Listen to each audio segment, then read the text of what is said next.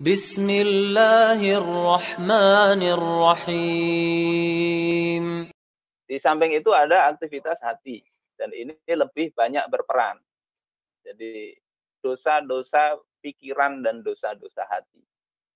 Jadi tidak mesti orang su'ul khotimah itu mati dalam kondisi berzina, mabuk.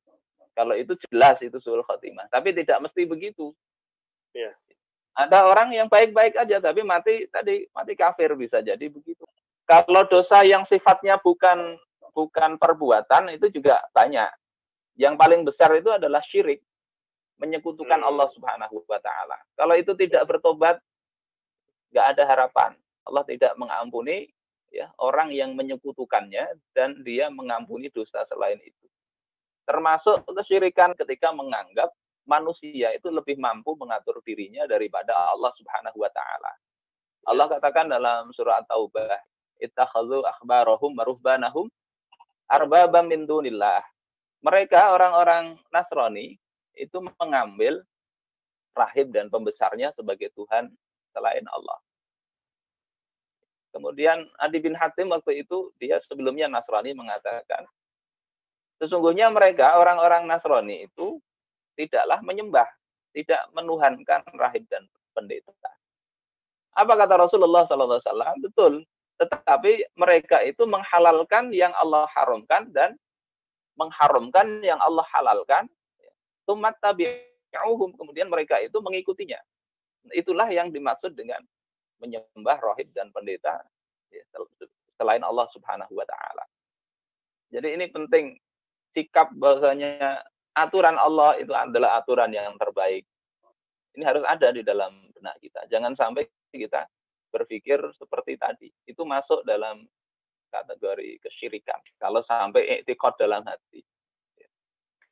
Kemudian yang kedua itu adalah kita lihat yang banyak menyebabkan su'ul khotimah yang harus kita hindari itu adalah kita merasa aman. Merasa aman. Nggak ada takutnya kepada Allah Ta'ala. Nggak ada khosyah. Khosyah itu takut yang dibarengi dengan ma'rifat. Bukan takut seperti takut serigala, bukan. Takut yang dibarengi dengan pengagungan. Kita lihat orang-orang soleh terdahulu, bahkan Umar bin Khattab, itu diriwayatkan bahwasanya Ali bin Abi Thalib itu mendatangi Umar bin Khattab saat Umar itu setelah tusuk oleh Abu Lu'lu'ah. Ali mendatanginya dan mendapati Umar ini sedang menangis. Maka Ali berkata, "Ma yubakik ya Amirul Mukminin?" Apa yang membuat engkau menangis, wahai Amirul Mukminin? Maka kata Umar, "Abakani khabarus sama." Berita langit yang membuat aku menangis. Aina yadhhabi, kemana aku nanti akan pergi? Ilal jannah au ilan nar, apakah aku akan dimasukkan surga ataukah dimasukkan neraka? Sehingga Ali kemudian mengabarkan, absyir bil jannah, gembiralah engkau dengan surga, karena aku mendengar Rasulullah dulu mengatakan, ya sayyidu ahlil jannah Abu Bakar wa Umar. Pemimpin penduduk surga itu adalah Abu Bakar dan Umar. Ini generasi orang-orang soleh dahulu. Dan kita ini apa dibandingkan mereka? Kalau kita merasa sudah, wah ini saya ini nyata sudah selamat, itu ciri-ciri yang kurang bagus. Yang kedua itu adalah sikap sombong, takabur. Takabur itu apa? Menganggap diri lebih baik daripada orang lain. Kemudian menyepelekan orang. Kita lihat bagaimana kesudahan iblis. Iblis itu makhluk Allah yang Allah ciptakan yang ibadahnya luar biasa. Sehingga Allah sejajarkan dengan para malaikat. Tetapi apa? Ketika Allah beri perintah untuk sujud kepada Adam, muncul sifat dalam hati dia yang selama itu tidak nampak. Dia katakan, ana khairum min khalaqtani min nar wa khalaqtahu min tin. Aku lebih baik dari dia. Aku diciptakan dari api, dia dari tanah. Sikap sombong ini yang juga bisa banyak menyebabkan orang itu su'ul khotimah. Nah, yang paling banyak juga orang su'ul khotimah itu karena hubbud dunya, cinta dunia. Cukup kayaknya cerita tentang Bal'am.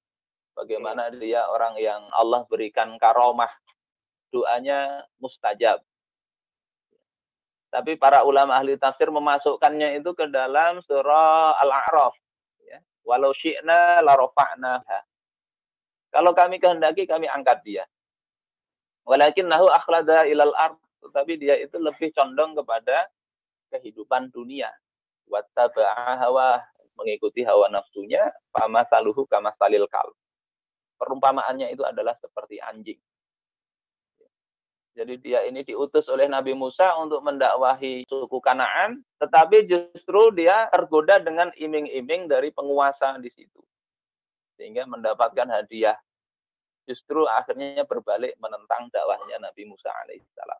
Kata Imam Al-Ghazali, su'ul khotimah saat kita meninggal yang kita pikirkan hanyalah harta dunia saja. Na'udzubillah. Nggak rela kita dicabut nyawanya oleh Allah Subhanahu wa taala karena kepikiran istri kita masih muda, harta kita masih banyak, ya. Rumah hanya selesai membangun kita, masa mau mati. Mobil hanya beli, baru beli kemudian kita didatangi malaikat Israel. Ketika mati tidak rela, yang dipikirkan itu juga masuk su'ul khotimah, walaupun beda level dengan mati kafir. Sebab itu di usia 40 tahun ke atas ini harusnya sudah mulailah kita berupaya untuk meninggalkan dunia. Sebagaimana kata Imam Yahya bin Mu'adz Ar-Razi, beliau katakan al-uqala, salah satu orang berakal itu ada 3. Salah satunya adalah man tarokat dunya qabla an tatruka. Orang yang dia meninggalkan dunia sebelum dunia itu meninggalkannya. Yakni berupayalah melepaskan pikiran dan hati kita dari dunia itu. Kalau tidak mulai muda ini, nanti tua dipikirkan duit terus. Melanggar perintah Allah gara-gara duit. Padahal apa? Seharusnya sudah mulai menua ini mulai sadar. Bahasanya kenikmatan dunia itu sudah banyak Allah cabut. Untuk urusan wanita nggak bisa seperti waktu muda. Harusnya sudah sadar-sadarlah. Untuk urusan makan juga nggak seperti orang-orang yang masih belasan tahun. Harus dijaga ini itu. Harusnya sadar-sadar ini sudah saatnya kita ini siap-siap. Nggak ada langkah lain untuk bisa husnul khotimah selain men-setting pikiran, hati, dan juga memaksa badan ini untuk taat kepada Allah Ta'ala. Jadi su'ul khotimah itu disebabkan oleh tadi sebab-sebab zahir berupa dosa-dosa besar atau dosa yang dilakukan terus-menerus walaupun kecil tanpa taubat, ini penyebabnya. Yang kedua, yang paling besar itu adalah dosa-dosa batin. Karena amal fisik zahir tadi belum tentu diterima ketika batinnya itu rusak. Oleh sebab itu, bagaimana kita mengupayakan agar tidak terkena su'ul khotimah ini? Maka hendaknya kita mengisi hidup-hidup kita ini, ya, waktu-waktu yang tersisa ini kita perbaiki. Ya. Karena di dalam hadis Rasulullah katakan yub'atsu kullu 'abdin 'ala ma mata 'alaihi. Nanti orang itu dibangkitkan, ini dalam Sahih Muslim. Orang itu dibangkitkan dalam kondisi bagaimana matinya. Imam Al-Munawi dalam Faidul Qadir mengatakan wa yamutu 'ala dzalika. Dan orang itu akan dimatikan sebagaimana kebiasaan dia hidup. Oleh sebab itu peluang besarnya kita dapat su'ul khotimah itu kalau kita biasa berbuat buruk, biasa berpikir buruk, kemungkinan besar akan mati dalam kondisi buruk. Tetapi kalau dibiasakan selantiasa berpikir positif, batin diperbaiki, walaupun kita mungkin sulit, tapi mintalah Allah perbaiki hati kita. Kemudian kebiasaan-kebiasaan kita ubah yang baik. Maka menurut hadis itu, kemungkinan besar itu akan dimatikan dalam kondisi kebiasaan kita itu.